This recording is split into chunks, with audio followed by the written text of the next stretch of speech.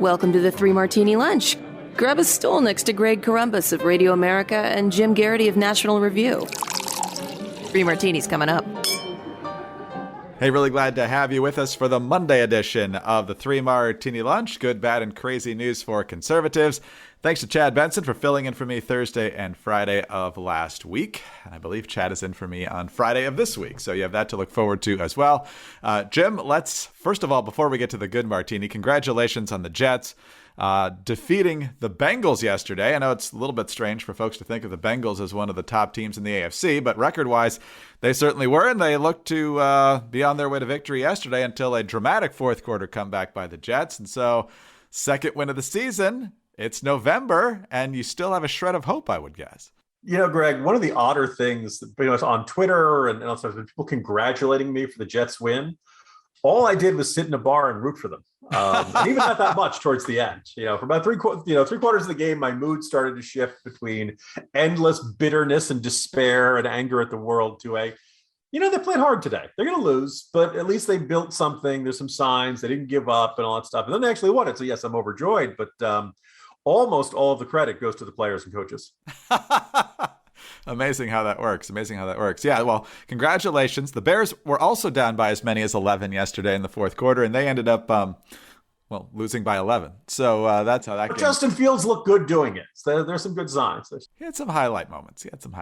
But we'll see. It would be nice if he had an offensive line, and I know that's never an issue with the Jets. So anyway, let's talk about our good martini. And once again, our good martini is that Americans have their eyes and their minds open when it comes to the performance of this president and this administration. This time it's an NBC News poll, and man, I have to think Chuck Todd did not enjoy delivering this news yesterday on Meet the Press. A lot of different things in this poll, but in one section, which party would do a better job on the following issues? Border security, Republicans by 27 points. Inflation, Republicans by 24. Crime, Republicans by 22. National security by 21. Economy by 18. Getting things done by 13. Right track, wrong track, 22 right track, 71% wrong track. And Biden's at 54% disapproval, 42% approval.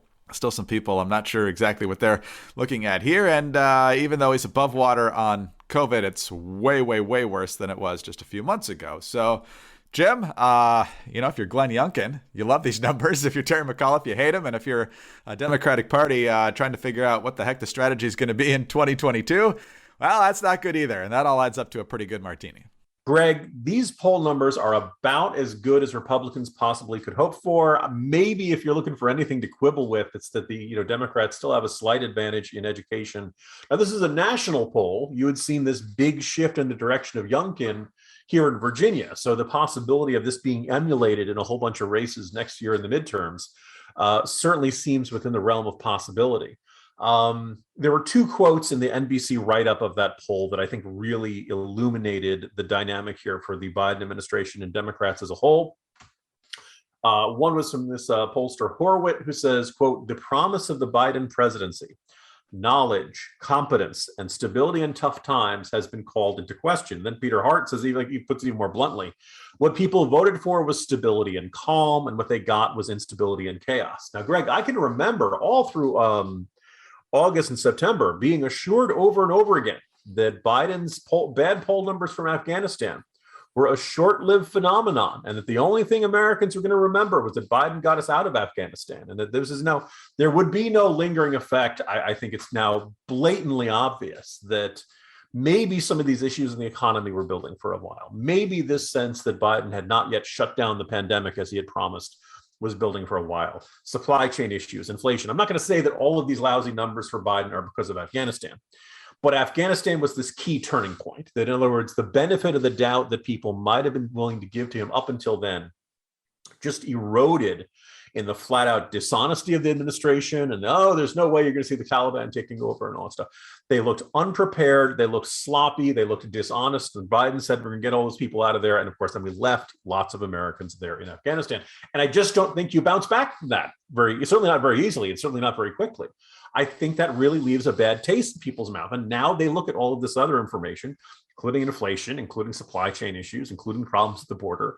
And they look at the Biden and the Democrats much more skeptically. And I think this is, some of us are going to look at this as, long overdue comeuppance, or I think maybe you could see this as this is what happens to Joe Biden when he doesn't have the Praetorian Guard of the media telling you, don't worry, he's the elder statesman, he's this avuncular grandfatherly figure who cares about the country and everything's going to be fine. No, he looks like a stumblebum who can't, put two sentences together and doesn't really know what's going on around him, and always seems to see every problem as being solved. First of all, it takes forever to convince him that there's actually a problem, and when you do convince him there's a problem, he gives you this long meandering story that does not really suggest a real solution there.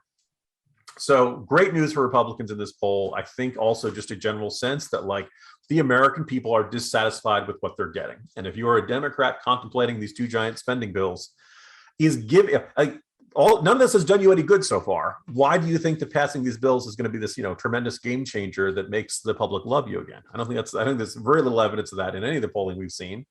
And, for Republicans, this might be something of a win-win. If you can actually derail it, then it's good for the country.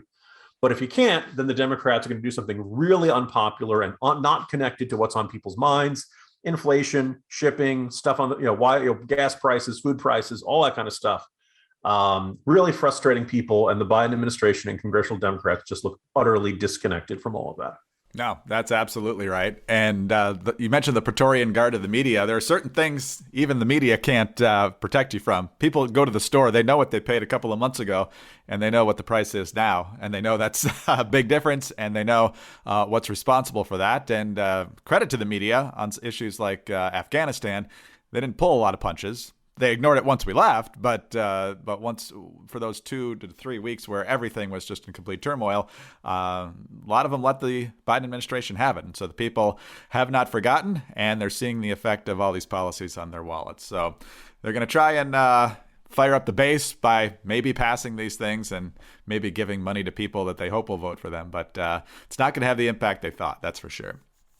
All right, let's talk about something certainly better than the Biden agenda, but for Republicans, it's tough to match those poll numbers. But if you want to know the best way to start your day, Ritual multivitamins. We deserve to know what we're putting in our bodies and why, especially when it comes to something we take every day.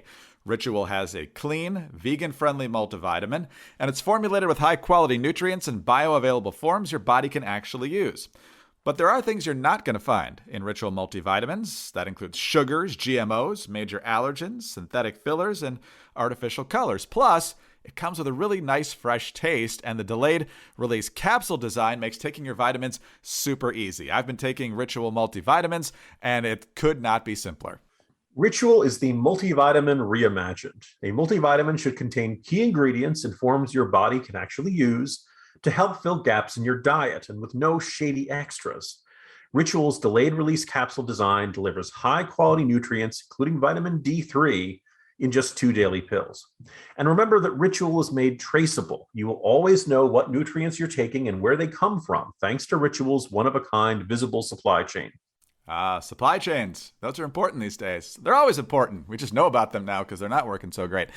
Get your key nutrients without the BS. Ritual is offering 3 Martini Lunch listeners 10% off during your first 3 months. So visit ritual.com/martini to start your ritual today. Again, ritual.com/martini. As we just mentioned, Jim, there's a lot of serious, real problems in the world. And in the meantime, Biden and I think Obama's there, Kerry's there. I just saw a picture that Al Gore is there. Yeah, we're talking about this climate summit in Glasgow, Scotland, that is such an urgent crisis that 20 to 30,000 people flew in there on their private jets to attend this summit. So basically, it's a big money grab. Boris Johnson, I think, is trying to get hundreds of billions of dollars raised for poorer countries. Prince Charles talking about marshaling a veritable army to attack the climate situation. And then, of course, there's our climate envoy, John Kerry. According to Axios, John Kerry has made one special ask of world leaders since he became Biden's climate envoy in January: to help him consign coal to history. As the UN Climate Summit convenes in Glasgow, Scotland, all signs suggest that they will not deliver, probably because some of them are rational. Kerry has billed Glasgow as the world's last best chance for averting potentially catastrophic events from global warming. So, Jim, I'm guessing if they don't get everything they want, there's going to be another last best chance. That's how this works. Everything falling apart is always, 8 to 10 years away. So they always have another chance to scare us even more. But what do you make of Biden through Kerry essentially telling everyone, oh, you got to help me kill the coal? Look, I think there are scenarios where folks like you and I who are instinctively roll our eyes when we see this sort of thing, and we're fed up with being lectured by little Greta and all of these officials who have Biden traveling with this massive motorcade. Everything he takes over there, by the way, has to be shipped over by military plane. The fact that as I wrote over the weekend at the corner, apparently up to 30,000 government officials are attending this thing. Now, maybe the UK officials took the train. Maybe a couple of the Europeans might have taken over the Channel or something like that. But by and large, the overwhelming majority of the tens of thousands of government officials who went there flew there. And some of them flew on private planes. And of course, at one passenger on one flight, the carbon emissions of them is roughly the equivalent of the typical American family in like 2 or 3 weeks. So the idea, this is an enormous expenditure. But in the case of John Kerry, he has a private jet, and he says, no, I have to use this. It's the only way I can make these meetings. I can't be expected to fly commercial like everybody else. He got a lot of grief for that, and deservedly so, because he wants other people to make sacrifices to reduce their carbon emissions. But he himself is not willing to make any discernible sacrifices. And he's been married to Teresa Heinz, and he's been living high on the hog for his whole life. So now it's time for everybody else to start making sacrifices and not him. So this we've seen this before. Every one of these things comes out with, more lessons of here's things that you have to do. You have to give up your SUV. But the president can't give up his SUV because he needs it for security. You have to give up your Big Mac. You have to give up your home heating system, and you're the problem. It's never the policymakers. They're always the first to tell us how much they care, how important they are. Just really infuriating, really bothersome, and just kind of a predictable process that we've seen through this. But the other thing is, even if we kind of weren't could get past all this. Look, you want to deal with climate change, you got to deal with China. You want to deal with climate change, you probably also want to deal with the fact that Russia wants to be an oil and natural gas powerhouse. And you probably have to deal with the fact that that basically the growth of India, and then the enormous amount of as people get wealthier, they use more energy, they generate more carbon. This is just the basic facts. Telling people they have to use less carbon is telling them they cannot improve their quality of life or their standard of life. And so the fact that they're doing this without Russia or China there basically is the free societies of the world choosing to punish their own citizens to address increasing carbon emissions from places like China. It is absolutely wrongheaded and upside down, and they just kind of talk beyond. They just like to talk around this because it's really, really uncomfortable for them to admit, yeah, there's only so much we can do. There are these two other, big countries that generate tons of carbon, and we'd like to influence their behavior, but we can't even get them to open up their labs so that we can look to see if there's a lab leak. So there's no way we're going to convince them to reduce their quality of living and reduce their quality of life, reduce their carbon emissions. It is absolutely just bonkers and ridiculous. And there's a reason people are very cynical about this. But I kind of feel like this is a part of being the Acela class elite is to basically look at all this and not have any cognitive dissonance. Yeah, and there's not going to be any major pushback against China. I know that Biden's willing to overlook the genocide in exchange for some concessions on climate, but if they're not even sending anyone to Glasgow, it's obviously not a priority. They've got an agenda that's far more precise and far more aggressive than anything Joe Biden's planning to do. In this Axios story, Jim, John Kerry allegedly told the AP in September it would be like President Trump pulling out of the Paris Climate Agreement again if Democrats fail to pass a robust climate bill. Yet part of his agenda is to phase out coal. Now, if only there were a senator who could put all this on ice, because coal is a major factor in his state. You put those two things together from John Kerry. Why would Joe Manchin in any way be interested in passing what John Kerry wants to get passed? There's that factor, and I also observe that John Kerry apparently has found himself at loggerheads with other people in the administration because he really, really wants a climate deal with China, and he's done everything. By the way, he really wants to meet with Xi Jinping. Xi Jinping does not want to meet with him. When he went over to China, they stuck him with some low-level functionary who was kind of this very deliberate snub. Look, we have a lot of interest with China, right? I already ranted about the possibility of the lab leak and COVID-19. We've got Hong Kong, we've got Taiwan, we've got the treatment of the Uyghurs, we've got the treatment of Tibet, we've got intellectual property theft, we've got trade policy. I mean, you name it, we got a lot of concerns with China. And yeah, we've also got climate change and the fact that they have a lot of coal plants. They generate a lot of carbon into the atmosphere.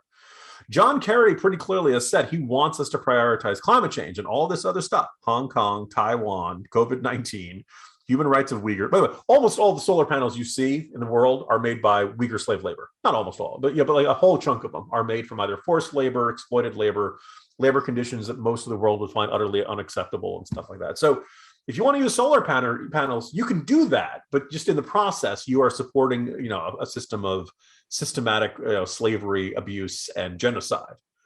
There's your pick environmentalists, and a whole bunch of them basically like, okay, I guess we're okay with genocide. Dead people emit less carbon, I guess, is the justification there. So like John Kerry is just like this distilled essence of everything wrong in U.S. policymaking, but I kind of have to admit I almost have to salute his consistency, Greg. You said Xi Jinping snubbed him, huh? So evil does not mean stupid, apparently. Oh, yeah. Xi Jinping's got other more important evil things to do.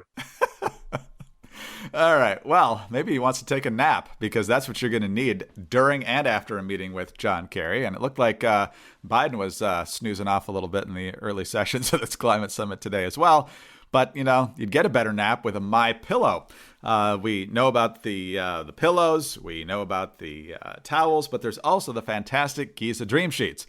And now MyPillow wants you to sleep better with those Giza Dream Sheets. And to help you do that, they're allowing you to buy one, get one free on any set of Giza Dream Sheets when you use our promo code Martini at MyPillow.com.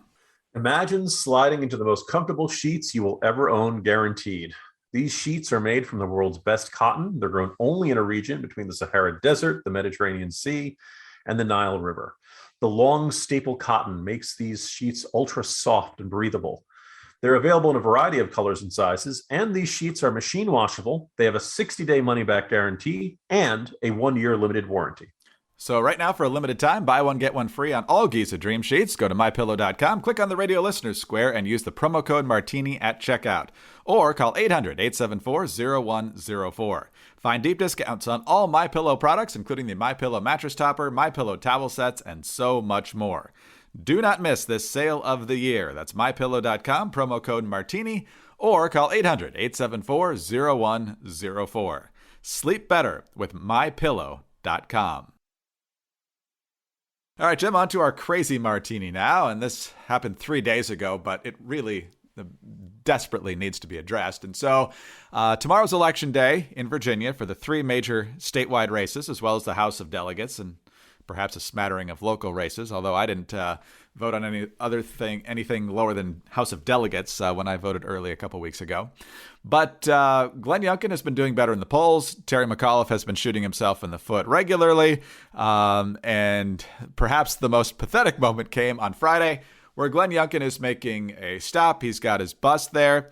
And there are these protesters supposedly dressed like the racists from the Unite the Right rally and their Tiki Torch event in Charlottesville 4 years ago. And so they're out there shouting, "We are all with Glenn all the way," or "We stand with Glenn," or something like that. And all these Democratic operatives are quickly retweeting out, "Oh my gosh, the white supremacists have shown up. They're all in for Glenn. Can you possibly imagine electing someone like this as our next governor?" And then people started recognizing who these people were. They are actually employees of different Democratic organizations in the state. And so folks wondered if they were paid there by the McAuliffe campaign. And there are still some questions about how exactly they got there and who paid for it. But the Lincoln Project took responsibility for it, despite earlier in the day, having the public vapors about such a thing allegedly happening for real. But no, they said, we wanted to get this out there and remind people of how horrible Charlottesville, and, supposedly Youngkin hasn't denounced that and denounced Trump's comments at the time about that. Enough.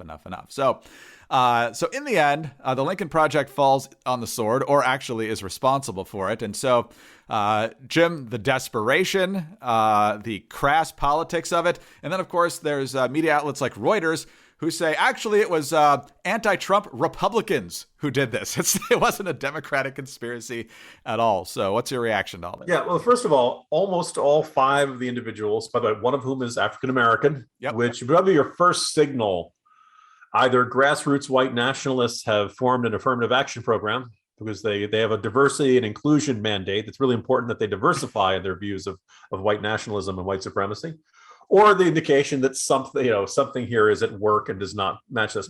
As of Friday afternoon, it certainly looked like people were matching the people in these photos. They're wearing caps and they're wearing, sunglasses, but you can generally get a sense that you can look at their faces, and they've matched. They look an awful lot like faces of known operatives, generally low-level staffers of the Virginia Democratic Party. Now, maybe they were all subcontracted out to the Lincoln Project, or maybe they were loaned out to the Lincoln Project, or maybe the Lincoln Project looked for volunteers. I'm not sure exactly how this shook out, but for what it's worth, the Lincoln Project came out and said, yes, this was us. This was our work. We're proud of it. One, they shouldn't be proud of it. And it sounds like, for what it's worth, I mean, they did get Terry McAuliffe to issue a statement saying this is really bad, and that he was really, really upset that it was found out. But what's more, I think this is a good, useful indicator of, sometimes on social media, you'll see people saying basically politics gives you brainworms. It basically makes people stupid. And this is an extraordinarily stupid stunt for the Lincoln Project to have done, assuming it was the Lincoln Project alone. And part of that is that if you found the events in Charlottesville, the Unite the Right rally, the running over of that poor woman, the losers in tiki torches marching around saying Jews will not replace us. Newsflash, guys, Jews don't want to be you.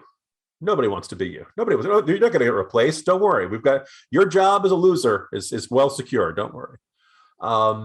That basically this is all terrible. Really, one of the a really dark day in recent American history. This is terrible. You don't want to see nut jobs marching in the streets with both not just Confederate flags, but some idiot running around with a Nazi flag. Screw that. Nobody wants to see. If you really see this as a genuinely dark thing, you don't then pretend to be that in order to win a political race or to prove a point. You don't see people dressing up like Nazis on Holocaust Remembrance Day. And December 7th rolls around. It's not as big a deal in this country as it used to be, but nobody dresses up as Japanese kamikaze pilots because they want to say, oh, this is good. I want to emphasize how bad this is. No. When you dress up as that which you hate, because you think you're proving some point or something, you're almost literally becoming that which you hate, right? And at the heart of this is this idea. I see a lot of this in the Democratic Party and progressives on the left, but I'm sure it exists on the right. This idea that because I am the good guys, I am the fighting for truth, justice, and the American way, because Superman's not using that phrase anymore. Because you believe that all virtue is on your side, you basically believe that the ends start to justify the means, that you can do that it's okay to lie, that it's okay to make a false accusation against somebody, that it's okay to try to mislead people because it's serving the greater good. Now, once you start doing that, I hate to tell you this, you're not a good guy anymore. You might be standing for puppies and Mother Teresa and apple pie and all the best things in the whole wide world. But once you start doing dishonesty, once you start lying, once you start doing things where you want to fool people into thinking things happen that didn't actually happen, you become somebody else, like just another person who's making, a hoax hate crime, right? It turns into, hate crimes are really terrible when they're genuine. When somebody wants the attention of being the victim of a hate crime and they make it up, or all the different things of, you won't believe what this person wrote on a waitress's receipt and all these other hoax stories and stuff like that. This is an example of people, you are adding to the phenomenon that you say is so terrible. Which means clearly deep down, you don't think it's so terrible. You think it's kind of good when there's hate crimes because you think it makes people aware of how bad the world is, how bad America is. In the end, you become another Jussie Smollett, right? Jussie Smollett wanted to be a victim of this is MAGA country, make America great again, Trump racist, xenophobic, anti-gay, thugs, that he faked it just so he could feel that way. Also, I suspect, to get publicity to help his career. When you do that, you become part of the problem. You make the country a worse place to do. And, the folks at the Lincoln Project made the state of Virginia a worse place by doing this because they tried to fool people into thinking white supremacy and white nationalism is right out in the open once again, and that these people are, openly supporting Glenn Youngkin, and also kind of trying to imply that Glenn Youngkin is okay with this. And there's no indication of that whatsoever. So anyway, an appalling day in Virginia history. I'd like to think this would kill off the Lincoln Project. It won't. But I'd like to think that enough Democrats are mortified by the stupidity of this, that they stop donating to this group and they stop realizing, if nothing else, it should be called something more appropriate. Like, Greg, how about the Jefferson Davis Project? Well, Rick Wilson's already got the cooler for the Jefferson Davis. We know that. But the other thing that I'm wondering is whether people will understand how the Lincoln Project got to where it is. They claim they're principled. They're obviously not. They're aimless grifters, essentially, at this point. But not only are they craven in what they do, they're really incompetent and bad at it. And so basically what happened, I think, is they, conned a lot of Republicans into giving them a lot of money and didn't see much in the way of results. So they kind of got spit out the bottom of the Republican Party in terms of the consulting world. And then once Trump won, they knew they had no footing to go forward. And so they really had no place else to go but to try to con a bunch of Democrats. Is that about right? I think you're absolutely correct there, Greg. Like, I think back to the Democratic consultant Mudcat Saunders. Think back to Zell Miller endorsing George W. Bush in 2004. You can even kind of make a parallel to Manchin and Sinema right now, holding out against what progressives want. Like, the Republicans are always going to like the perception of a turncoat Democrat who says my side has been wrong. Look at the reception for Andrew Sullivan and Bari Weiss and some of these dissident former progressives or former Democrats or folks on the left side of the aisle. The Lincoln Project guys early on, I'm sure there were Democrats. Oh my God, they're good Republicans. They're the Republicans who can see how terrible Trump is. Oh my goodness, they've finally seen the light. Their souls have been saved. But we got to get, of course, we got to get church and state separated. We can't have any religious illusions like that. And so they, you're right. The Lincoln Project realized that there isn't a heck of a lot of money and public support for being a Never Trump Republican. There's not none, but there's certainly not enough to finance, your second home in Aspen and all the other good things in life that the Lincoln. Oh, but look at how they spent their money, by the way. They just happen to need headquarters in a ski village out in Colorado. The Lincoln Project, look, you could make a lot of money by being the good Republican attacking the bad Republican. Democratic donors, particularly if you run it, and we saw this all throughout the 2020 cycle. They would run ads in the DC market, which is, if you run it on Fox News, and who's watching Fox News in the DC market? Well, President Trump is. So President Trump would get on Twitter and just go on this furious tirade about it. Well, other liberals would see this, they'd be very happy about this, and they'd start sending money to the Lincoln Project. Whether this was actually doing any good to elect Democratic candidates is very debatable, and whether this had much to do with Trump's defeat in 2020, very, very debatable, to the point of disputed. I think there was some indications that Lincoln Project ads actually moved people in the direction of Trump. They were so over the top and obnoxious that they actually made people sympathize with Donald Trump. That's how bad their ads were.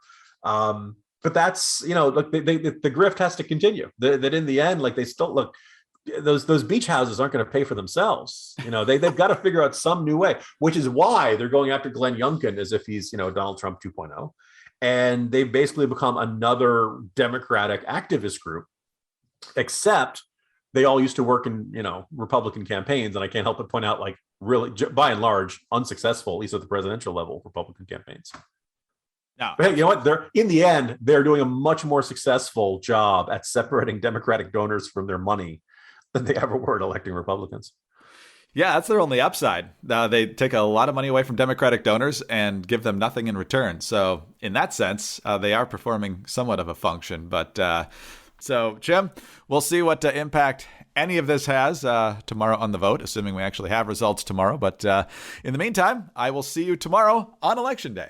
See you tomorrow, Greg. Jim Garrity, National Review. I'm Greg Corombos of Radio America. Thanks for being with us today. Do subscribe to the 3 Martini Lunch podcast if you don't already. Tell your friends about us as well. Thank you so much for your kind reviews and your 5-star ratings. Remember to get us on those home devices. All you have to say is play 3 Martini Lunch podcast. Follow us on Twitter. He's at Jim Garrity. I'm at Dateline_DC.